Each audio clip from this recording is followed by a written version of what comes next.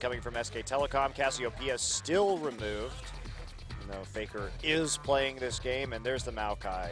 So not changing up too much for SBENU. LeBlanc banned this time by SBENU themselves, but they're not going to have to take out Kalista, more than likely. Yep, being on the blue side, they might try to take advantage of that, and SKT not wanting to give away that Gragas, so just taking it out of the lineup altogether. Well, they're trying to get Rek'Sai for themselves, and they're forcing SBENU into a position where they're either going to have to first pick the Rek'Sai or just give it up in the first round of the draft on that red side. So, nice strategy so far. We could see the Rek'Sai ban coming in, possibly, if they want to leave the Gnar up this time around. And there it is, yeah. Yeah. I mean, Bengi also did show some good games at Gragas, too, overseas, but still seems to prefer that Rek'Sai at times, and the Rek'Sai, therefore, will be banned out.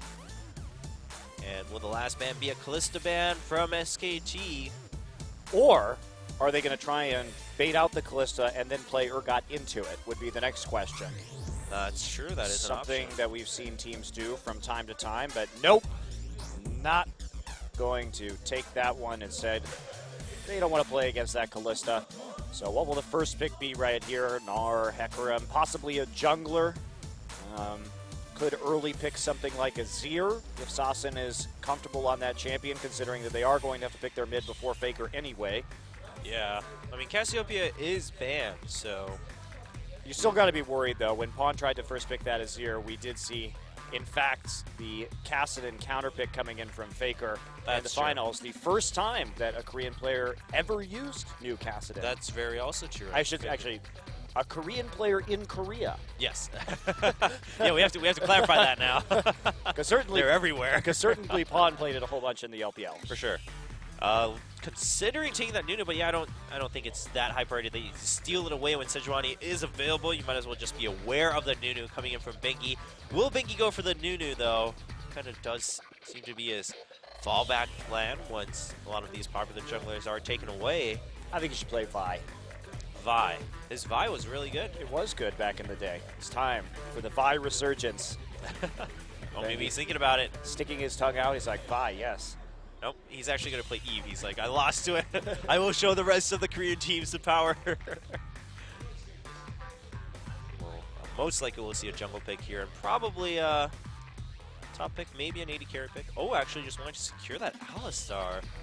Well, it really opens up the Urgot play that they like to do, and Wolf has been so good on that Alistar recently. Of course, a lot of bans from that Alistar at MSI, so Alistar Nunu going for that ultra tanky SK Telecom style that we've grown to know and be bored by in the early game. Yeah, they're really bringing the tank meta to full throttle here as much as they can. And Sassen, I don't know if you really feel the need to first pick Vladimir. I mean, I guess, like you said, you'll have to first pick it anyways. If you're going to do it, might as well do it confidently. That's a champion that's really punishable in lane, however, so yeah. I wouldn't be quite so eager to take the Vladimir early on. Yes, and the Vel'Koz. Much less punishable, I think. he does have a knock-up and a slow. Gotta give that to him. Do you? Do you have to give that to him? I think Riot gave that to him. Okay, I didn't have to. Riot took care of that for me. So, see, yeah, like you mentioned, I think Sassen might as well select his mid laner early if he wants to, but at the same time, of course, you do have to maybe consider their top laner and their AD carry. They're going to go ahead and secure that Sivir. Sivir Nautilus looking for a very strong bottom lane, not wanting to give the Sivir away to empower SK Telecom in the mid game instead. And I really like that SBENU picked that Sivir up because they were so good at collapsing onto SK Telecom in the last game with that speed boost from Lulu that they found a different way to do it this time around. Bang, thinking about picking the Corki into this Sivir for some extra punch in terms of siege, but they don't have really good synergy with Nunu yet, so are they going to go ahead and pick an Azir for Faker just to get that Blood Boil a little more useful in the late game? Yeah, I mean, that's definitely something to consider. Not something you have to tailor your composition around, but, you know, Azir is not really a bad pick anyway to begin with. Faker's Azir also pretty darn good. But they're going to, yeah, they still do want to wait to see Sasen's pick before picking something for Faker, because Faker definitely a player who can make huge advantages out of the lane advantage he can get in 1v1s. All right, so the question now remains, is Faker going to play Lulu with this Lucian? Because that is a strategy that SKT likes to utilize when they have the opportunity, and they're going for that lane bully lane of Lucian into Sivir, where you can kind of abuse Sivir's lower range with your passive and take an early advantage that way. Not going to be barred. We already have the Nautilus in this game, so... Nautilus top, man. It's coming. Almost came last game. It's on. We've already been there. It wasn't good, Chobra. We're not going back to the old ways of the Nautilus top. Trace. The Nautilus top and a Kali support, of course, a classic. And yeah, I think that SBENU taking the Lulu away is a good call right here, because SK Telecom may want to select that champion. It is a very safe mid laner. No matter what Faker throws at you, does have some nice bullying potential early on, and they're going to take Kennen top lane. Whoa, okay. All right, taking that to try to punish Rumble for his melee range. Of course, you can get away from ganks pretty easily yourself, and not too much gank pressure anyway from Nunu, as you don't have a stun.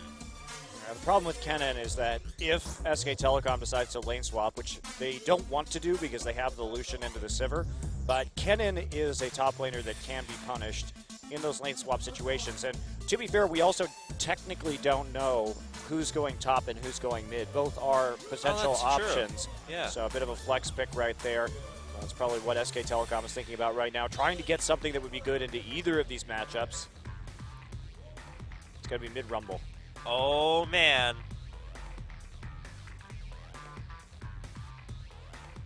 I don't know.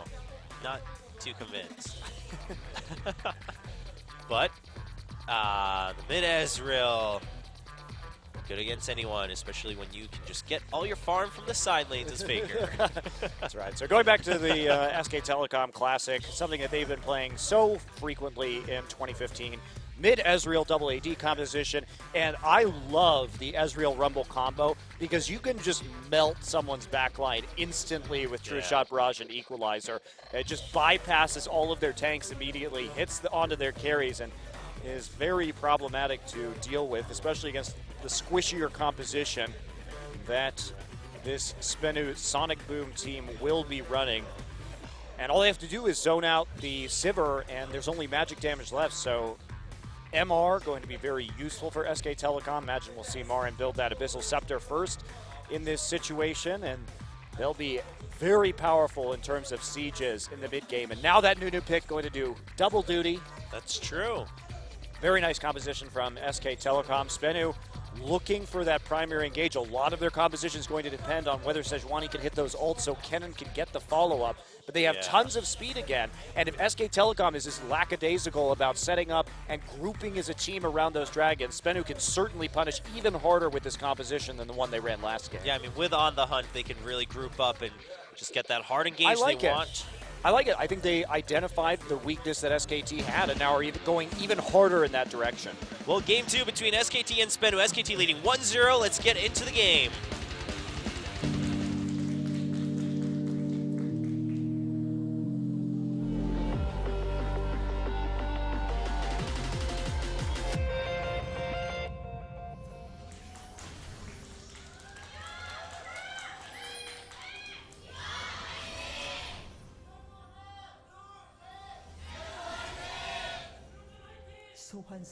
And a last cheer for Dongjun, the commentator for the Korean cast. Really? Yep. It was T1 fighting, SBENU fighting, and Dongjun fighting. Where's my Monty fighting chair? Will you cheer for me, Chobra? All right, Monty fighting. Thank you. All right, we're all even now. You don't get a chair because you're leaving.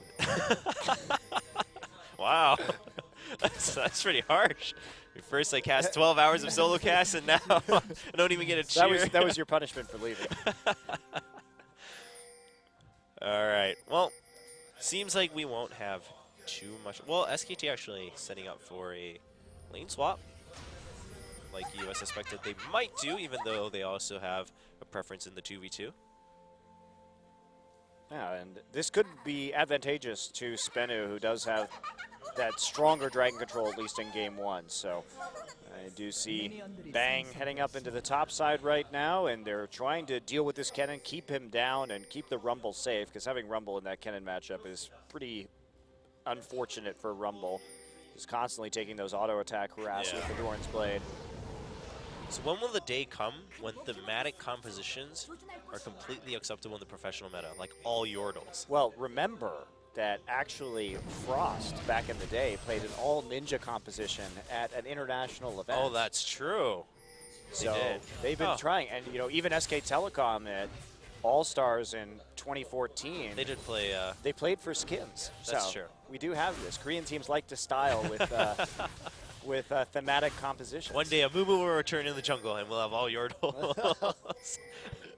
Cloud Templar comes back into the scene as a player. All right, so Marin just going to tag alongside Bengi for a little while as the lane swap occurs for SKT, but Wolf also just going to leave to join Marin in the bottom lane as he goes all the way down the map. Yeah, pretty quick swap right here. They want to catch this wave down in the bottom side as it's developing. Meanwhile, Bang just perfectly happy, freezing up in the top lane. So quick recall there by Wolf. They're going to hit this timing really well. We see Secret keeping some eyes in the jungle right there, seeing if he can disrupt anything, but not going to be particularly effective. Ooh, he stole one of the smaller ones. That is actually really annoying because you will not hit level 3. Yeah. So Bengi just going to move on to his Gromp. I mean, he would have gone there anyway, but it's going to put a slight delay onto Bengi's farming route in the jungle.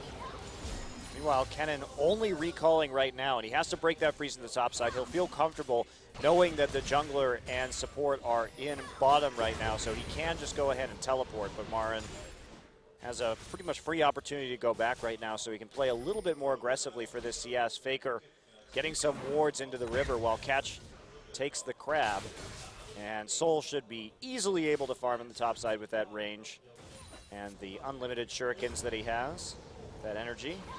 So lane swap actually executed pretty well here by SBENU. A lot of times these newer teams not quite so good at lane swapping and these other complex maneuvers on the map, but really doing really well here. And Secret made the right move to make sure that there wasn't a trap being laid in the top side by SKT, and once he got confirmation of the location of the support in jungle, just went ahead and had Soul TP up there. So nice work, Faker. A little bit down. Faker usually likes to build tier into Trinity Force on his mid lane Ezreal. Yes, Austin was doing a good job of trying to put some pressure down onto Faker early on with the Glitterland's power. But eventually it will just even out. Assassin did miss some CS while he was trying to harass though, so. Nothing too exciting though. Yeah, not even some good old-fashioned Nunu counter jungling by Bengi. Yeah, it's been quiet. I mean, that small golem at blue, Bengi was like, nope, can't invade anymore. 2 behind. Yeah, it's solo XP going over to Kennen as well, so that's going to be very helpful when he hits 6 first. Secret really wanted to get closer to that wall, the dredge line. Well, he got his desire, Trevor. All right, Pink Ward's going to see Catch. Yeah, it should be able to see that ward too, and Secret's going to have to flash out as Wolf headbutts Nuclear back. There's the exhaust, and Nuclear choosing not to use flash. He just accepts his fate as Bengi shows up. And Marin gets a first blood. Well, right there, because Soul used his TP earlier, just nothing that they can do in order to go into that bottom side. And so, a little bit too pushed up, no wards in the river to detect that gank was coming, and pretty easy kill, actually, taken by SK Telecom. Yeah, I don't think I've ever been less excited about a first blood, given how easy SKT made that look. I was just like, all right, it's just going to happen. And Secret actually going back in onto Marin with Catch showing up, but he's taking a lot of damage. I mean, the minion wave is there with 6 minions, so. Yeah, you really don't want to trade too, right? He's about to overheat with that flame spitter on. That's when Rumble's going to do a whole hell of a lot of damage to you, just in terms of those autos, and that support not going to be doing a lot of work. Now, SK Telecom's trying to push this up before they recall Sejuani wrapping around, but SKT knows what's going on. Secret totally telegraphing that gank, and of course, the timing right for Nuclear to be back in lane. Yep, so Marn will take that chance to go back, get some items, get some more pots. Just going to go ahead and get a Merc Tread, actually, on top of the door and shield, and then pot in some wards to make sure he's safe. Faker has been zoned out quite a bit from lane. I mean, he's low on mana and health. Yeah, loses some CS right there. He needs to go back to pick up his tier and get it stacking immediately, however. And he's going to get 2 tiers, because that's how sad he is. He's like, no, not the wave. And a Vamp Scepter, actually. So very early Vamp Scepter, looking for that sustain. He just wants to farm up for a little while. He's concerned about the constant spew of Glitter Lances and Pix-empowered auto attacks that had got him low in the first place. And now it's time for Bengi to be a jerk. He's not going to be too much of a jerk, though, with the Wolf Spirit. Yeah, catch. Smiting that out right away. Or early. is he? Oh, yeah, he's ready for the blue. But we're going to see Saucin go over there. And Bang actually gets caught by Secret. He's going to have to flash and heal out. He's going to try to turn things around with the culling. Secret trying to block as much damage as possible, so Wolf's just going to turn onto the Nautilus. He's just going to get headbutted back once again. There's Boomerang Blade onto Bang, but not enough damage as the Ignite goes down. And Bengi still trying to be a jerk. Never give up. And he's setting things up for Faker. Oh, and he gets the steal. Oh my gosh. Oh, the last hit from Saucin coming and helping Faker out right there. How many times have we seen that? Faker with these blue steals on the mid Ezreal. He is so good at timing that ability. And Bengi there just giving him the eyes on it so that he had the right timing. Wow. And here we go. Bengi's not done being a jerk yet. It begins. What you thought was yours is not really yours anymore. Oh, poor SBENU. That was a very unfortunate series of events. Bang. It was the only illusion of being caught out at the bottom lane, Chobros. Being caught out is really just a state of mind. And when you have level 6 and the culling and the enemy Sivir doesn't have on the hunt and it's still level 5 because you were in a solo lane for longer, then you can turn those ganks around. Well played by pretty much every member of SKT, except for the quiet top lane. Making things happen. Do something already. Go for that solo kill with no Ignite against a Kennen. Kennen building that Abyssal Scepter first, and Marin just wanting to be safe, get the Merc Treads, try and dodge some of the shurikens coming out and have that. Wow, Faker. Okay, buddy. Yeah, he missed the cannon minions, so he was mad. So I might as well skip the rest of the minions just to get damage into Saucin. And oh, wow. Yeah, Saucin doesn't have really blue, careful. and Faker does. So Faker's actually going to go for a dive here. He's going to heal out, and he's going to have to flash to get the kill. Will he go down to the... Oh, one last tower hit. Faker got a little greedy there. But it actually is worthwhile for him because both players use their summoner spells. Saucin's way happier about that. Having a good time in the mid. But Saucin's the one who loses the most in terms of minions because the wave was pushed up to his turret. So it actually is worthwhile for Faker to make that play. As long as he gets that kill. And also he got the kill first, so he gets a little bit more in terms of time there. And now Bengi just going to go ahead and get his red buff in the meantime. Faker looking to eventually pick up that Muramana. Yep. And Saucin gets to join the honorable club of solo kills on Faker. After he was dead. He's actually pretty much equal to Pawn now because he solo killed Faker. That was a cute little dive. Yeah.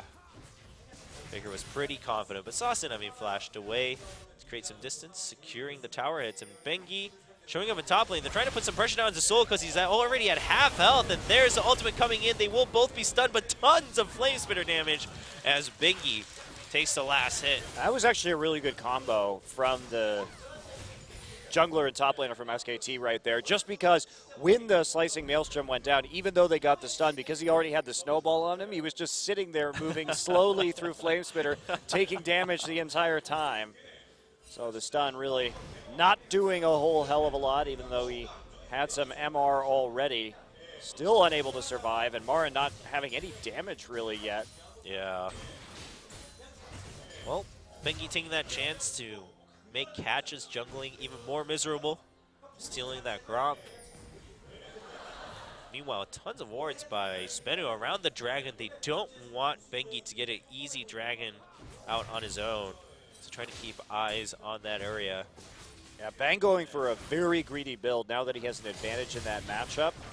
With the kill that he got, having that Avarice Blade before completing the Infinity Edge, so he's obviously feeling very comfortable. Faker tagged by the last little bit of Glitter Lance right there on trying to Arcane Shift away.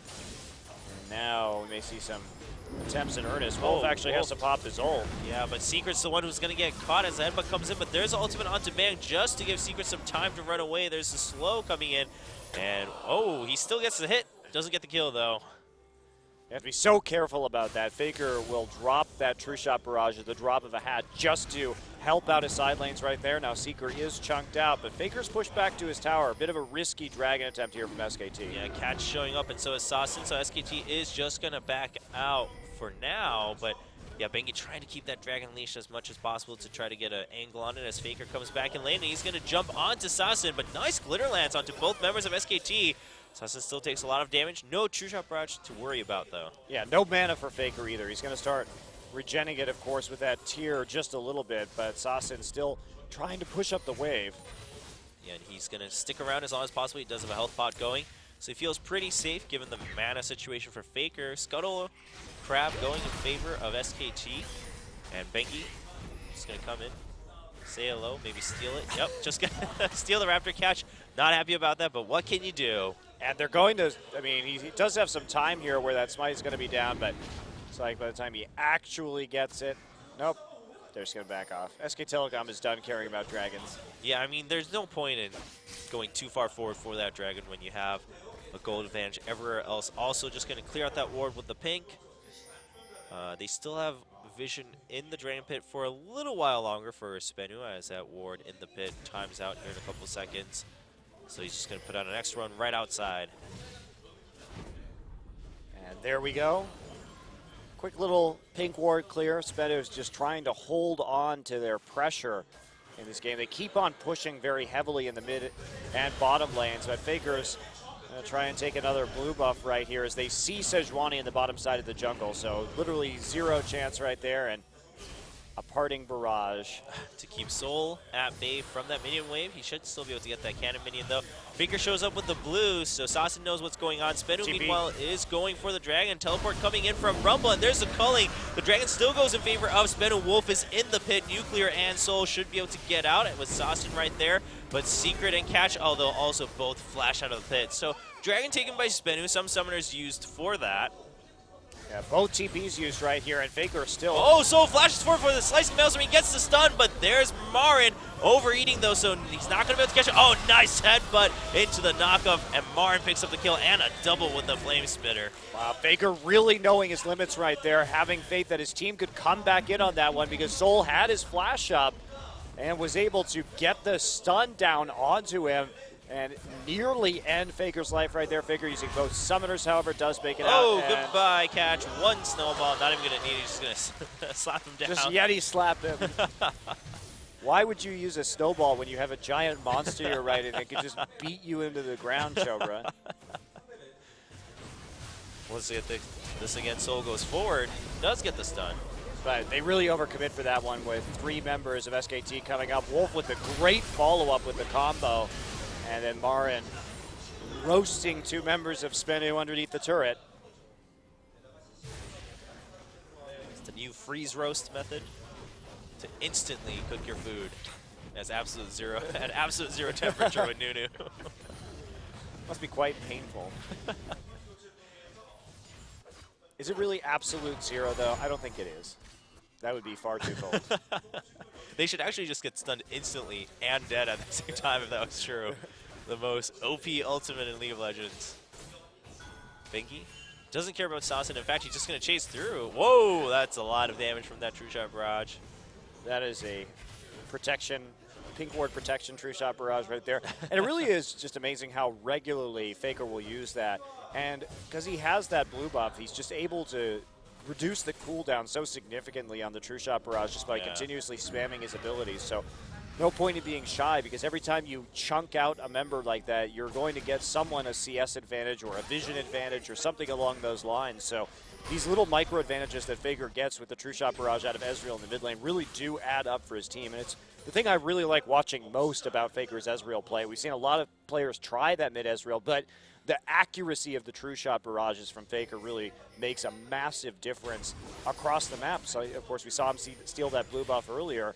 Yeah. And he really can dictate where people can and can't go. And here we go. Well, Gank top lane, Dredgeline not going to hit onto Marin, but there's the ultimate coming in from Nautilus. Marin turns it around with an equalizer, though. Secret will get taken out with the help of a True Shot barrage as Catch comes in to help with the kill. That will actually go to Secret with the Ignite.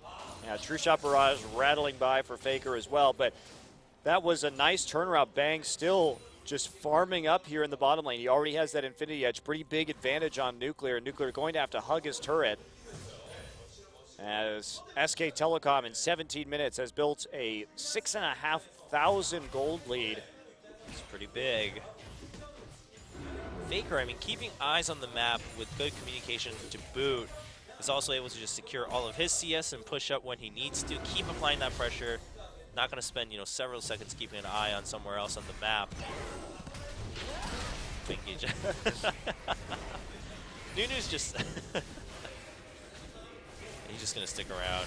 The way he walks, the way he waddles, tries to go for the steal, but he is going to chunk down both Catch and Sasin, so Bengi will go forward and get that vision advantage here near the Raptors. But the pink will also get erased, and there's another ward. Questionable pink ward right there, while Faker actually went into lane to push up that wave just a little bit more and keep on farming. Don't need to commit. We have a Manjais for Marin. Okay, it's going to be one of those kind of games. I see how it's going to be Marin. Double knockup for Catch as Bang shows up, and that should be a kill as he also tries to secure a kill onto Secret, leaving it for Faker to take that kill, but Bengi's going to take down the Sejuani. Bang shows up with Faker to push down the mid lane, double AD.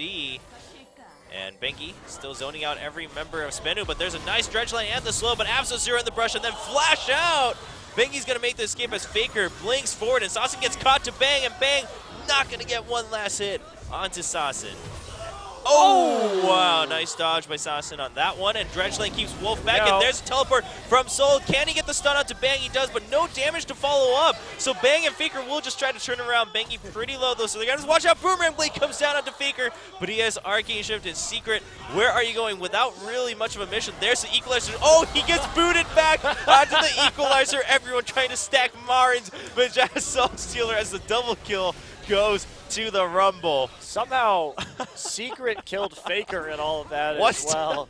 Faker had his flash up, so I'm not exactly sure how that happened off the screen, but Marin finally arriving with that Equalizer, and Wolf with the punt straight into the flames. That is by far the super play of the week. Wolf's punt into the corner of the Equalizer. Ah, this game is getting silly. Well, Marin has some nice stacks now after getting that double kill, so he'll be pretty happy as he looks to maximize his AP on his delightful Manjais Soul Stealer. So here's the TP that comes in. It's not a bad idea from Soul. Forces the flash out of Bang. Heal used as well. But they turn it around pretty quickly. Faker tries to get a parting Mystic shot. There's a Boomerang Blade, nearly takes him out. And here is Secret.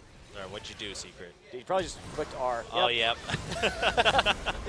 Because I was like, he didn't. It was the old flash and turn right there. down by 7K gold at 17 minutes. Well, at least I can still, as a support, flash old Faker to kill him. Well, nice. You got to take the moral victories while you can. Definitely. SKT continuing to just harass Catch in the jungle by taking away all of his buffs. There's a lot of wards for Catch to take care of first, and Bengi's going to show up by then. Catch will just have to back off from the red buff, and Faker's going to get that just in time right after the smite. Good That was actually a really good smite auto combination right there. And here we go. Dragon, only second of the game, but first for SK Telecom as they continue to roll towards a victory right now. Massive, absolutely massive gold lead. And And on the hunt coming from SBENU, they want to catch anyone on SK, but nice disrupt and the equalizer onto the absolute zero as Soul comes in, but he's just going to get exhausted. Marin didn't have his Flame Spitter on, but Bang has the damage to follow up. There's a Flame Spitter following through. True Shot Barrage not going to hit anyone. By the way, that was a 5v4, but just the ult combo, and that's one of the problems with Kennen is he's so item dependent, and you can see how little damage this Kennen is doing right now as Ketch and Bengi chase each other around the jungle. Oh, Ketch can't find the angle to jump over the wall thanks to the Krugs. And eventually Bengi will take that kill as Faker just peacefully pushes up the bottom lane. Going to chew through that tower pretty darn quickly right now with the help of his Sheen. Oh, maybe needs one more wave while SK Telecom is going to take a 2-man 21-minute Baron, I guess. Yep, Bengi's just going to show up to consume a couple times.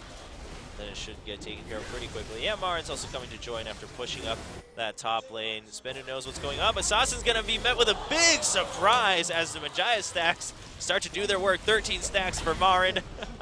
Yeah, it's nearly 400 AP at 22 minutes into this game. That is one scary rumble. 7-1-3. He's ready for another one. He needs those 20 stacks. He's keeping himself in danger zone.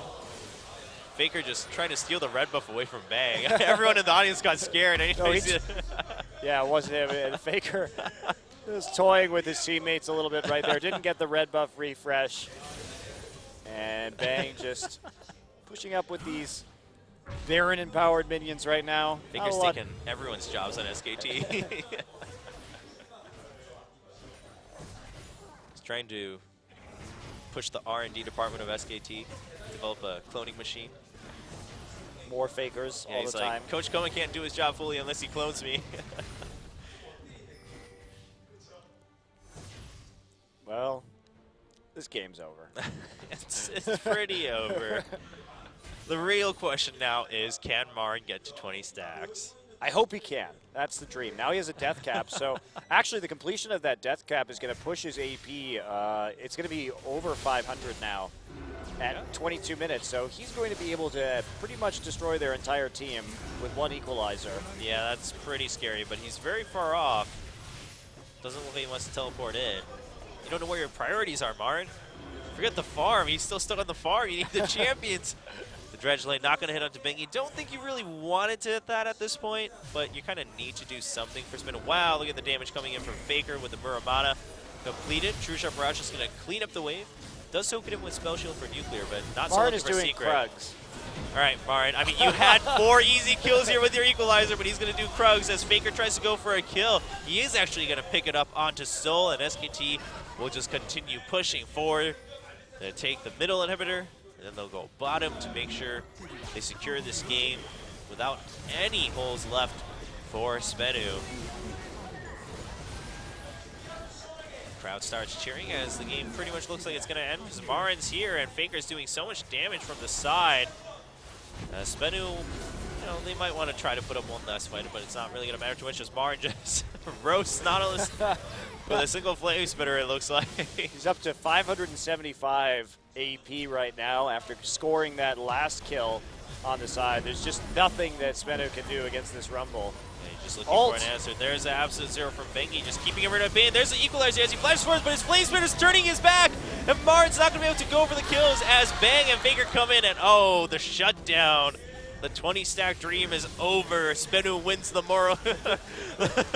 morale game here in Game 2, but SKT will take the win, and they'll get a clean 2-0 in the first week of Champion Summer. Yeah, and they really brought it together after summoning Bengi and Faker to the booth in that second game. Struggled a little bit in Game 1, but that time really did everything just about as well as you could. Played a very controlled game and took a sub-20